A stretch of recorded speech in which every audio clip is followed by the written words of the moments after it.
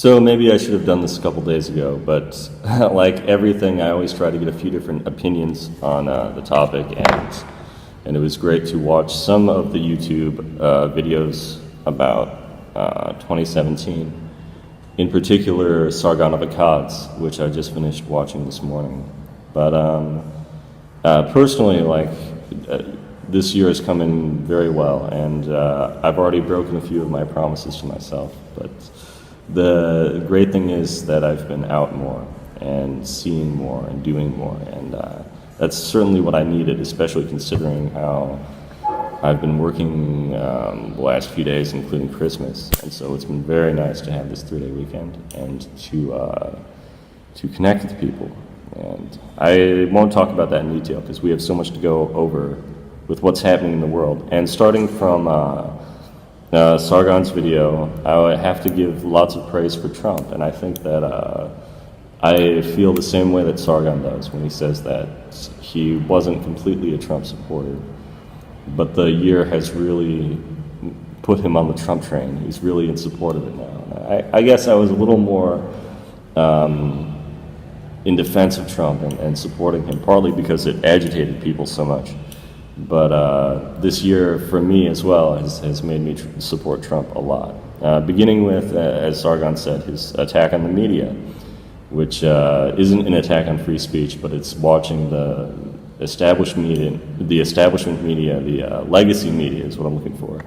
Legacy media, mainstream, fall to the ground, crumble to the ground. And that was manifested in the CNN wrestling attack meme, where CNN threatened to dox the maker, which they got wrong anyway, and had this guy come out with a long apology saying that he wished he hadn't made it and so on, which led to a flood of CNN memes. And my favorite one was probably the RoboCop scene, where Trump as RoboCop is shooting CNN. And there were just so many good ones. And the Rambo one, there were so many good ones, takes on just really dramatic action scenes in old movies. So I thought that was hilarious. And I hope that that's jumping ahead a little bit to my predictions. I hope that's part of what 2018 will be, and I predict that it will be. So apart from the media, also the economy has improved. This is the 17-year low for unemployment, and that's great. People are working again, and the market is doing very well, and it's amazing how many of these headlines just turned out to be false. But a lot of them were just scare headlines. It was just trying to gaslight people away from supporting Trump and his populist, nationalist policies.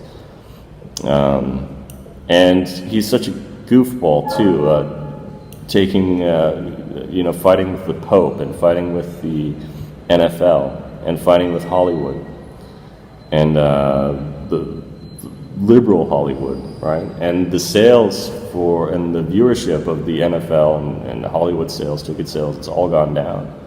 They're reaping the rewards of their pseudo activism or whatever you call it, when people who are clearly doing well in society decide that they're going to dictate the morality for everyone else.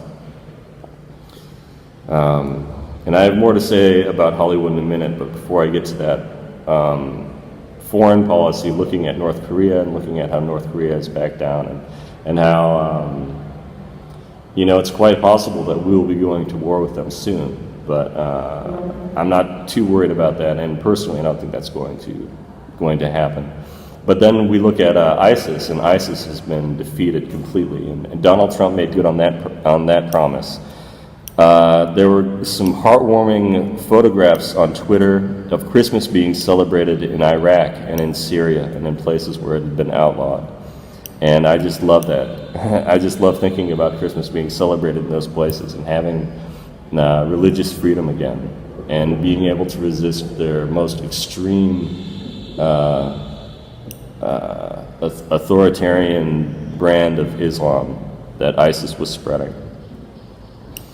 Also in this season, we saw the first evangelicals here in Vietnam, and I was able to get some of that. I didn't get his entire message, But Franklin Graham, I went to that and videotaped that. And that was great.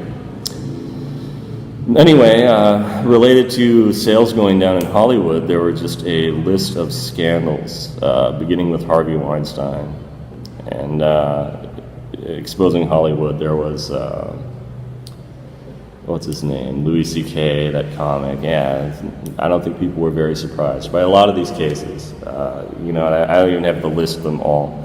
But Ben Shapiro tweeted out something interesting that I thought really put things in perspective. And this was from, I don't know when, 10, 20 years ago, something like that.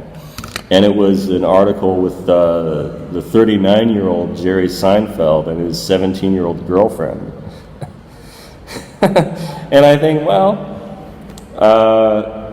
nobody was complaining about it then, and I don't know what this is, what this new witch hunt. They say it's turning into a witch hunt. It was a witch hunt from day one, but it is frightening how many people are implicated in this and how weak people seem to be when it comes to power or fame or money or anything like that. How it seems to transform people in some dark ways. It's not something I would understand, but I have faith in myself. I would hope that I wouldn't be as susceptible to those demons, but I guess I wouldn't know.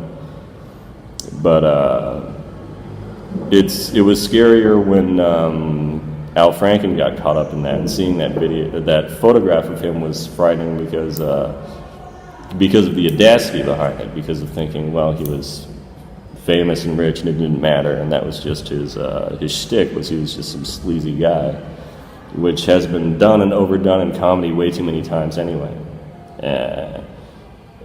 If you want a funny Twitter feed, follow Andrew Dice Clay anyway.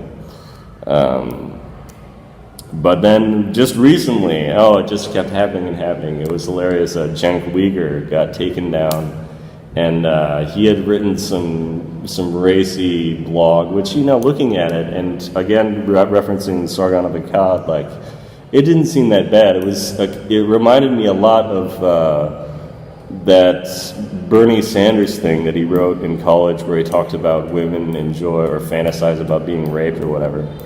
Just weird, just like immature nonsense that I guess these, you know, that even I, like these horny college boys, just come up with and think that it's edgy or clever or whatnot. So I am in support of Cenk Uygur, but it is hilarious seeing the left cannibalize itself.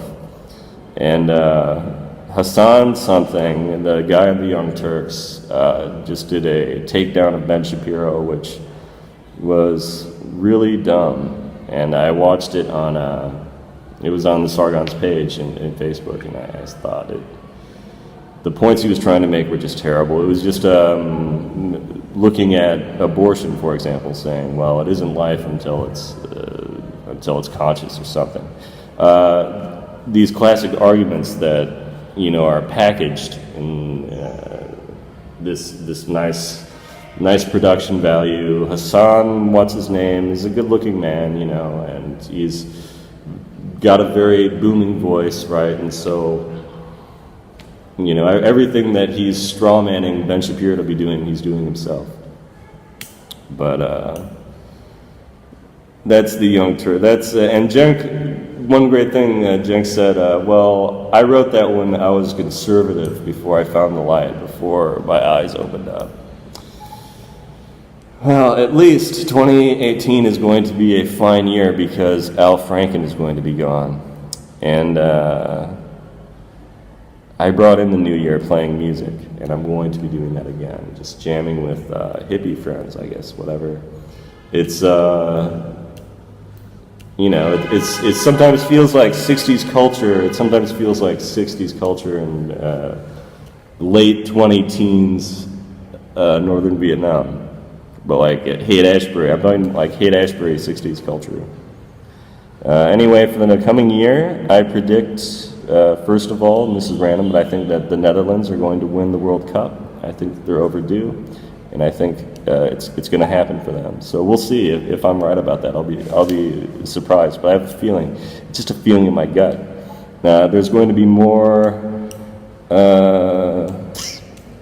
more shit posting. There's going to be more memes, and I definitely think we're going to see more stock footage memes because those were hilarious.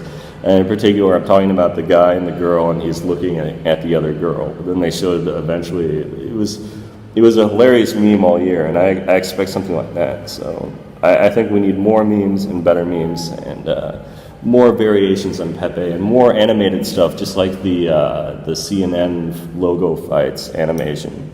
That contest that InfoWars had, I think it was last summer, that was just so hilarious.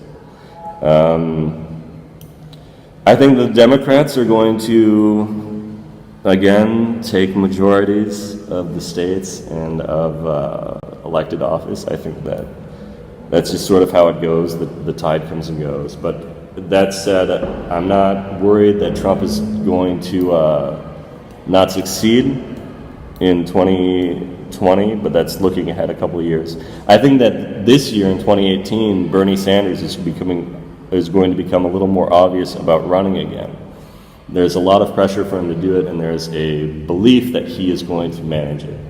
I think that he would have won if he had fought Trump, possibly, but he is certainly not going to this time. But this is going to be the time when they start mobilizing and looking at, and this was from Cenk Uyghur's video, the Democratic side, the party has more individual donors now. It's more people coming forward and just giving small amounts.